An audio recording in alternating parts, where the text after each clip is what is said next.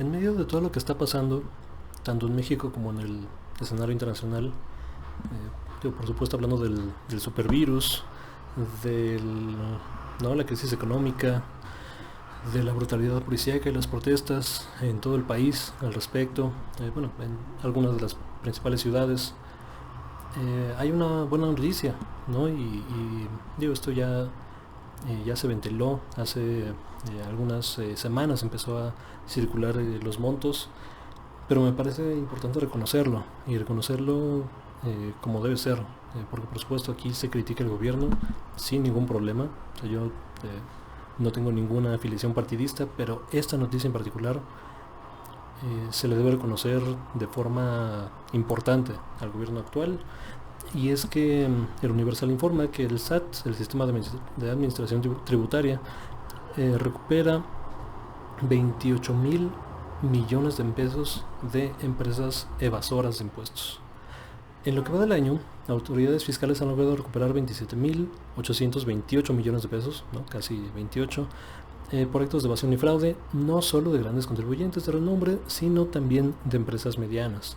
Si bien los casos más sonados fueron el de América Móvil, de Carlos Slim, Walmart, IBM y FEMSA, que se pusieron a mano con el fisco, antes hubo otros que no hicieron mucho ruido, pero tuvieron que rescindir el daño por haber evadido impuestos con el uso de facturas para simular operaciones, ¿no? El artículo habla, por ejemplo, de que el monto por las empresas de no tanto renombre, no tan conocidas, no se dio a conocer porque no están obligados a hacerlo público, dado que no son empresas que cotizan en la bolsa. Las que sí cotizan en la bolsa, que son un puñado de empresas y son básicamente las más poderosas de México, y varias de ellas son transnacionales, ellas sí están obligadas a publicar sus datos fiscales, si están al corriente o no, si van a adquirir o no. O sea, todas las operaciones grandes las tienen que publicar a sus accionistas, ¿no? Un poco para transparentar esta parte y que estos tengan certeza, ¿no? de si invertir o no.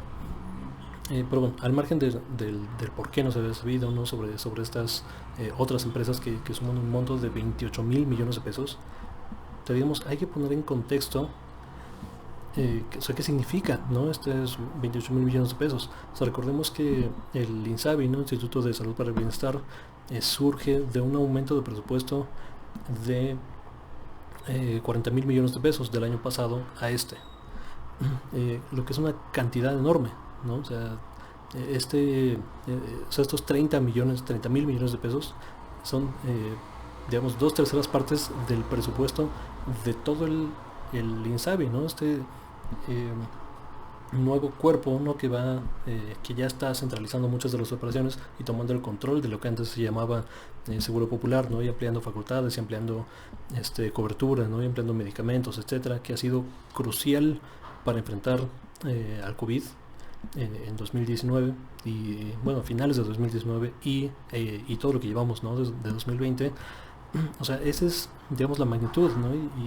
O sea, nosotros no estamos muy acostumbrados a tener en la mente estas cantidades a las que nos acostumbramos a leer, ¿no? en periódicos y ¿no? en Forbes y todas esas publicaciones de las riquezas más grandes del mundo, ¿no? Pero no alcanzamos a dimensionar qué significa, ¿no? O sea, un poco para ponerlo en contexto, porque esto, así es como me llegó a mí.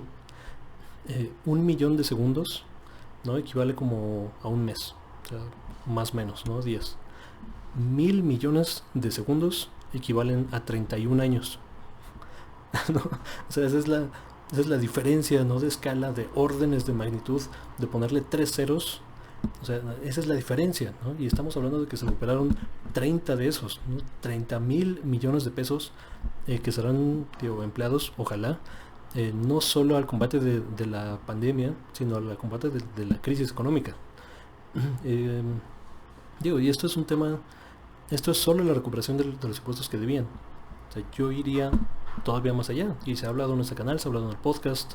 O sea, yo estoy a favor absolutamente de un sistema progresivo, de un sistema fiscal progresivo que cobre cero o cobre menos a quien menos tienen, y cobre más a quien más tienen.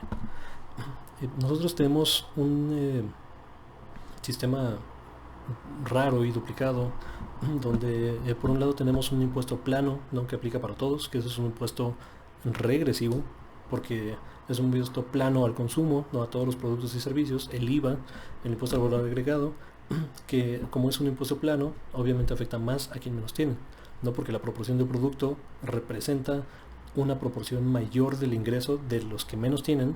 En cambio, ¿no?, quienes más tienen, pues ¿no?, se ríen, ¿no?, del IVA. O sea, es como, o sea, nada. O sea,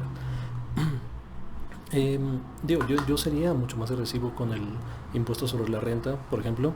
Y vamos a poner un ejemplo, un contexto lo que estoy diciendo, viendo un par de datos, tanto de generados por Viridiana Ríos, una enorme especialista en temas de desigualdad y pobreza mexicana, ¿no? Hay que seguir mucho el trabajo de Viridiana Ríos.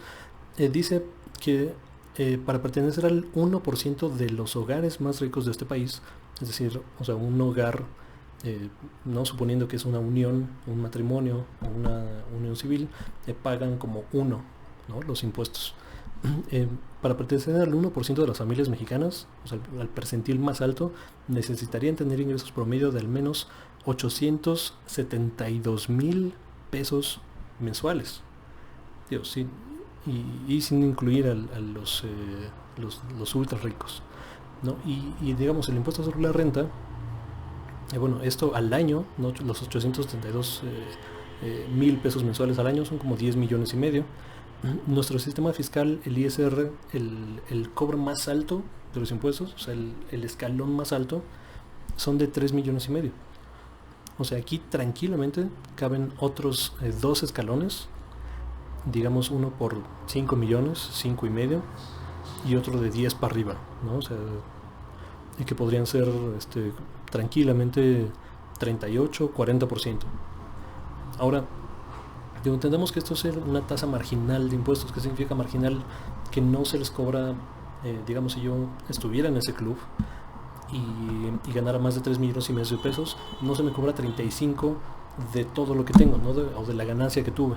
Se me cobra 35 a partir del primer peso arriba de ese umbral, ¿no? Todo lo que está abajo se cobra el primer peso a partir del siguiente, del umbral anterior, y así.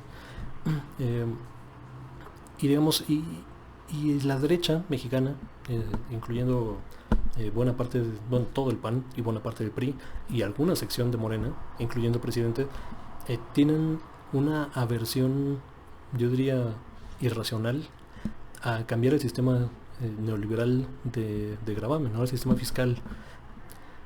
Si bien el presidente ha reconocido y lo ha hecho bien, ¿no?, al decir que la corrupción era el problema que afectaba a todos los problemas, o el principal problema de México era la corrupción, y sigue siendo en muchos sentidos la corrupción a distintos niveles, ¿no?, y de diferentes formas. Pero digamos, la corrupción sistémica, por supuesto que es el principal problema, y es el problema que afecta a todos los demás. O sea, no puedes tener una política fiscal justa, o no puedes tener unos programas sociales que beneficien a la gente si el programa social dice que, por decir, ¿no?, les tocan 3,000 pesos al mes a una señora, ¿no?, un adulto mayor, y le llegan 1,500, ¿no?, le llegan 500 pesos, porque ya hubo, ¿no?, intermediarios, muchas y tal. Entonces, sí, ya se está combatiendo la corrupción. Esto es un gran logro y una deuda histórica que tenían las empresas hacia México. Qué bueno que ya se saltó esa parte. Todavía quedan muchos más deudores. Y digo, o sea, para ponerlo en perspectiva, que el enfoque antes era al revés. O sea, el enfoque antes era, o sea, necesitamos fiscalizar a muchas más personas, a muchos más pequeños contribuyentes, al mercado, al sector informal de la economía, que es mucho mayor que el sector formal en México. Y digamos, y con eso, ¿no?, ya puedes financiar infraestructura, tal, lo cual es una falacia, ¿no? O sea, sí, o sea, yo estaría a favor con un sistema fiscal mucho más justo, pues, de fiscalizar a todo el mundo, ¿no? O sea, porque claro, o sea, si yo soy un pequeño contribuyente, tengo una tiendita, tengo un micronegocio, o me gano digamos, el recurso día a día, o sea, yo sé que mi sistema fiscal no solo no me va a cobrar, sino me va a beneficiar, ¿no?, al final del año. En el sistema fiscal que tenemos, honestamente, no lo sabemos. O sea, generalmente sí. O sea, yo las personas que conozco, ¿no?, de clase media alta o clase media baja, normalmente aquellos que pagan impuestos, sobre todo asalariados, el sistema fiscal les beneficia, digo, en la mayoría de los casos, ¿no? Hay algunos que sí pagan impuestos, pero digamos, no es mucho, no es una proporción importantísima de lo que ganan al año, ¿no? O sea, si alguien gana 20 25 mil pesos al mes, te puede pagar, o sea, 4 mil o 5 mil al final del año, ¿no? Por todo el ejercicio fiscal de un año, lo cual me parece honestamente justo. O sea, no lo veo problema por ahí. Pero bueno, o sea, es una discusión más larga. Estas son grandes noticias. Qué bien que se les cobró. Se les tiene que cobrar a los que todavía faltan. Hay procesos legales abiertos. Se habla de Grupo Salinas, se habla de otras empresas que siguen endeudadas. Pero por lo menos esta es una gran noticia que digo, ciertamente ayudará a la reconstrucción económica del país post coronavirus. Muchas gracias por ver, muchas gracias por escuchar. Esto ha sido Reporte Crítico y seguiremos informando de muchas cosas que hay que en el país.